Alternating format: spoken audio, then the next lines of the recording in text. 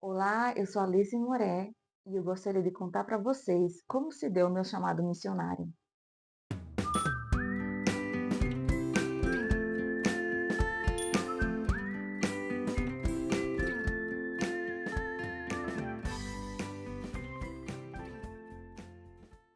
Desde a minha adolescência, eu considero que dois pontos foram fundamentais para que ardesse em mim a chama missionária. O primeiro deles é que a minha igreja sempre recebia missionários. E cada missionário que ia ali, ele contava a experiência de como tinha sido ir ao campo missionário, os desafios, as dificuldades, as pessoas que eles alcançavam. Eles traziam fotos, vídeos, e ao ver tudo aquilo, eu ficava tão emocionada por saber que a palavra de Deus estava chegando a esses lugares e alcançando jovens, velhos, crianças, homens, mulheres, e eu ficava me perguntando: quando, Senhor, quando eu posso estar nesse lugar também de compartilhar sobre o amor de Deus para os povos não alcançados? Outra questão que foi de fundamental importância foi ler na revista Portas Abertas sobre os povos não alcançados em países perseguidos, onde o evangelho é proibido de pregar.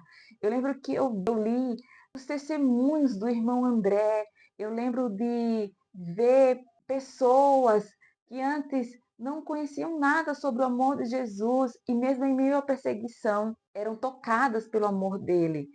E os missionários que, por mais difícil que fosse, não desistiam de levar o amor de Jesus a esses povos. E isso me fazia cada dia mais orar a Deus e perguntar para Ele: quando eu vou para a missão? Quando eu poderei estar nesses lugares? Mas ainda assim eu sabia que eu poderia estar nesses lugares de duas formas: orando, intercedendo por cada um deles e também contribuindo financeiramente. Até que numa dessas revistas eu percebi que tinha um boleto com um valor de R$ 40. Mas nesse dia eu não tinha nenhuma condições de pagar por aquele boleto. E ainda assim eu ajoelhei e eu orei para Deus naquela noite, para que Ele me desse condições de pagar e poder contribuir financeiramente com a missão Portas Abertas. E eu lembro que eu orei, eu dormi, e na manhã seguinte eu ouvi que tinha alguém conversando com a minha mãe. E quando eu saí do quarto, a pessoa não estava mais. E ela falou: Alice, nossa amiga veio aqui e ela trouxe esse valor para você. E eram R$ 50. E naquela manhã eu entendi o quanto Deus ama missões, a ponto dele ouvir minha oração e enviar alguém para me dar aquele valor para que eu pudesse pagar o boleto. Isso me encheu de tanta alegria, porque foi algo assim maravilhoso, orar na noite e na manhã seguinte eu receber alguém que me deu o valor para que eu pudesse pagar o boleto. E naquela manhã eu compartilhei essa experiência com a minha família. E daí alguém falou: mas você não precisa pagar pelo boleto, não é obrigada. Eu disse: eu sei que não é obrigada a pagar, mas eu quero pagar. E foi assim uma experiência incrível. E eu continuei perguntando para Deus: Senhor, quando eu vou para o campo missionário? E Deus me fez perceber que meu campo missionário poderia ser a vizinhança da minha igreja, a vizinhança da casa dos meus pais, a minha escola, a faculdade que eu pretendia entrar. Outra coisa que Deus compartilhou comigo foi que eu deveria estar ocupada. E ele compartilhou comigo o texto onde Samuel vai ungir Davi rei. E quando ele chega lá, deve estar ocupado, ele está cuidando das ovelhas, tanto é que ele é o único filho que não está na casa. E foi aí que eu comecei realmente a colocar em prática tudo que Deus tinha falado para mim. Comecei a atuar mais na minha igreja, mais na minha escola. Eu criei uma célula na escola onde eu estudava.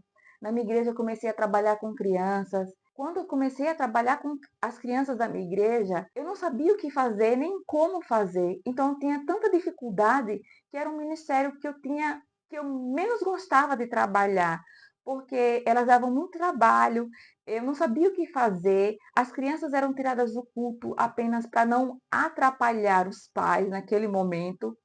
E eu disse: "Nossa, tem alguma coisa errada, eu preciso fazer algo diferente para que essas crianças conheçam o amor de Jesus. Elas não precisam apenas vir para essa linha, elas precisam entender quem é Jesus e o que ele fez por elas". E foi então que eu consegui ir fazer a APEC, a Aliança Pró a Evangelização das Crianças. E em 2009 eu viajei para fazer o curso de lideranças da APEC em Mairiporã. E foi um tempo maravilhoso, muito proveitoso, onde eu consegui absorver o máximo naquele lugar, de todos os professores, dos alunos que estavam ali, cada um com uma experiência diferente. Isso me fez voltar para a minha igreja e aplicar ali tudo que eu tinha aprendido na APEC. E o Ministério Infantil passou a ser um ministério estruturado, onde as crianças iam não apenas para serem intertidas, mas para aprender sobre o Senhor Jesus, para memorizar versículos, para saber das histórias missionárias. Eu amo contar as histórias do Samuelito, as lições do livro Sem Palavras, o amor de Jesus por elas, quem elas são em Deus. E isso fez toda a diferença. E o Ministério Infantil passou realmente a ser um ministério para crianças e não apenas um lugar de entreter as crianças.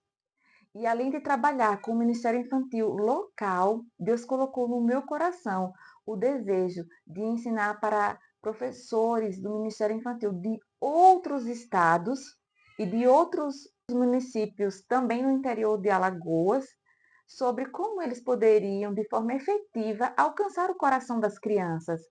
E então eu viajei para Bejo Santo, no interior do Ceará. Eu fui para Natal, né, no Rio Grande do Norte. Eu fui para Ibipeba, no interior da Bahia, além de passar por Guarulhos, em São Paulo, durante o meu período de treinamento na APEC. E foi um tempo muito enriquecedor, mas eu pensei, eu posso ir para esses lugares e alcançar 20 crianças, mas as pessoas de lá, elas podem alcançar mais crianças do que eu, se eu ensiná-las como elas podem fazer isso. E foi isso que aconteceu. Em cada um desses lugares, houve o treinamento para líderes do Ministério Infantil. Além disso, eu pensei comigo mesma, mas os materiais para o ministério são caros. Então, eu comprei materiais como vira-vira, livro sem palavras, lições visualizadas, lápis de cor, versículos para memorizar. E a estratégia que Deus me deu foi a seguinte: em algum desses lugares, eu fiz a classe bíblica de 5 dias. Então, eram 5 dias. Cada dia a gente ministrava o significado de uma das cores do livro Sem Palavras. E essa foi a estratégia que eu utilizei durante todas as minhas férias do mês de janeiro, indo para um lugar diferente. E além disso, durante os meses de junho ou julho, nós recebíamos uma equipe de americanos que vinham lá da Carolina do Norte ou da Carolina do Sul, no Luz Project. É um projeto onde eles constroem igrejas batistas em Alagoas, seja no interior ou na capital, em algum bairro. E eu pude ir em Alagoas para mais de 10 municípios, não só com o Luz Project, também com o projeto Trans, que significa passagem, da Convenção Batista de Alagoas. E nós fomos para vários municípios. Cada vez que isso acontecia, eu pensava, é aqui que Deus me quer. Esse é o meu campo missionário. Alagoas, o Nordeste, é o meu campo missionário. E foi o período em que eu entrei para a faculdade de psicologia e eu amava tudo aquilo que eu fazia. E eu comecei a estudar. Foram 5 anos me dedicando ao curso de psicologia.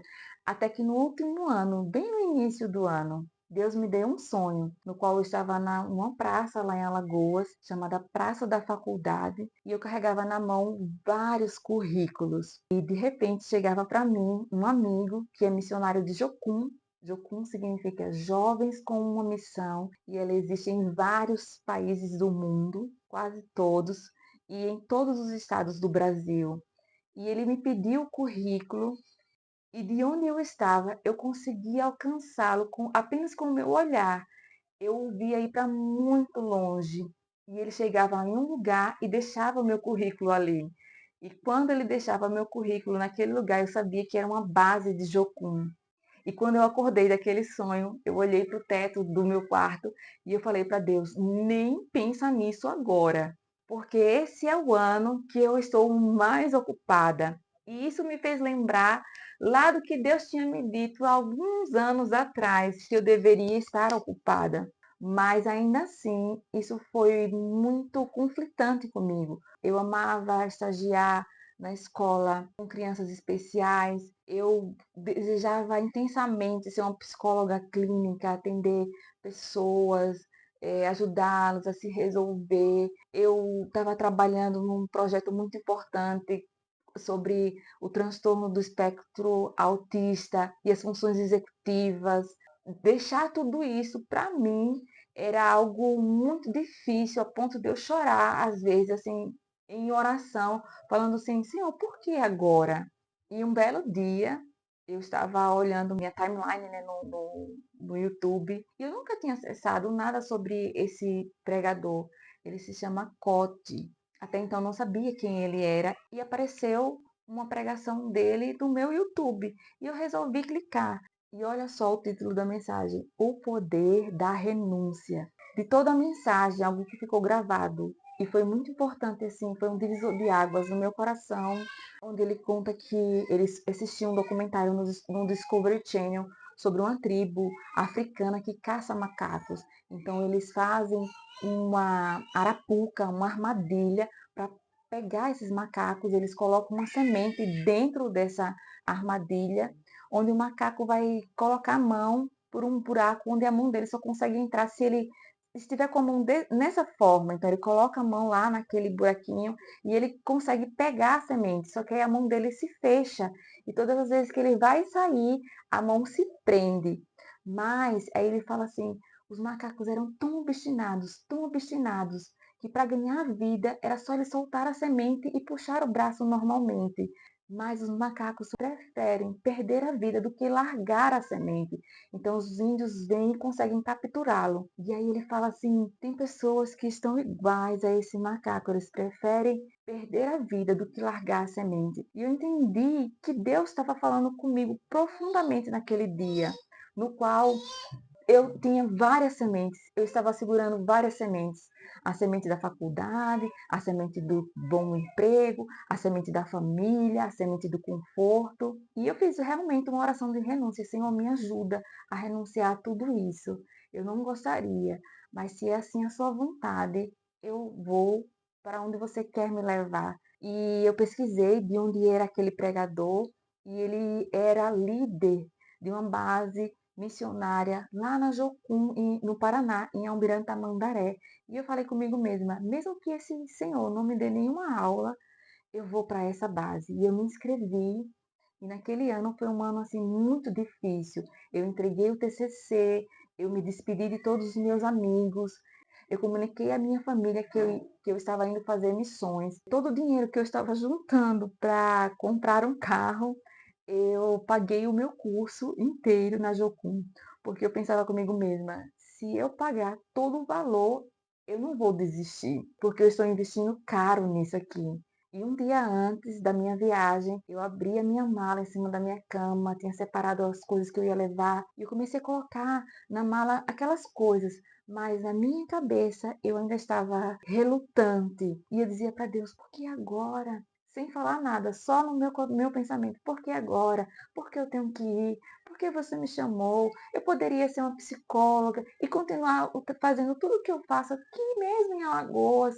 Foi quando o Senhor Jesus ministrou, me veio assim, bem forte um texto assim no meu coração, no qual Paulo escreve aos Filipenses a seguinte palavra: eu considero tudo que eu ganhei como esterco. E aí eu entendi que realmente não poderia ser outra pessoa falando comigo a não ser Deus.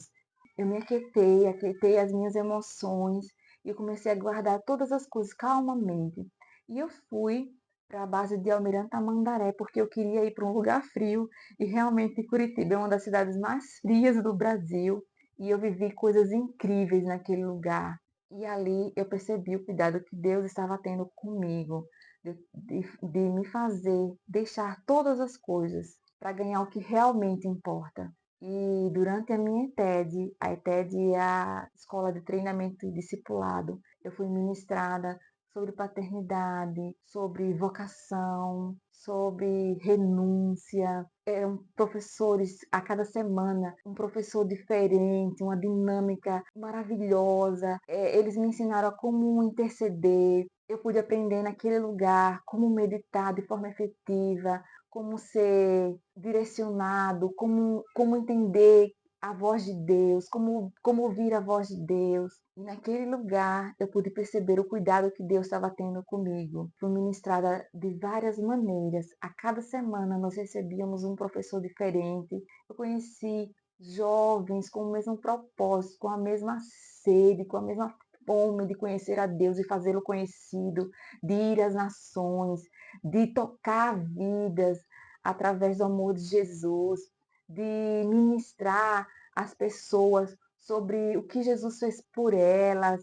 Eu pude conhecer pessoas com a mesma chama missionária, missionários muito antigos, né, trazendo suas experiências, e aquilo só fez arder ainda mais o meu chamado missionário. Naquele ano, eu e minha equipe, nós fomos para o Chile, um lugar lá no interior do Chile. Nós passamos 3 dias e 3 noites de ônibus até chegar àquele lugar. Foi uma aventura maravilhosa. Ali nós ministramos, as pessoas tiveram suas casas incendiadas. Nesse mesmo ano, eu me tornei obreira de Jocum. Eu levei uma equipe para a Bolívia. E ali na Bolívia foi um tempo muito difícil, foi uma equipe muito difícil, mas ainda assim eu consegui fazer uma amiga que até hoje me acompanha.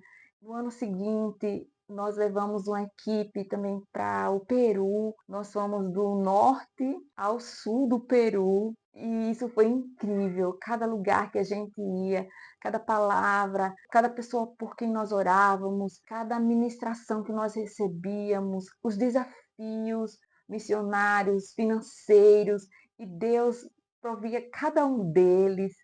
Isso foi maravilhoso demais para mim.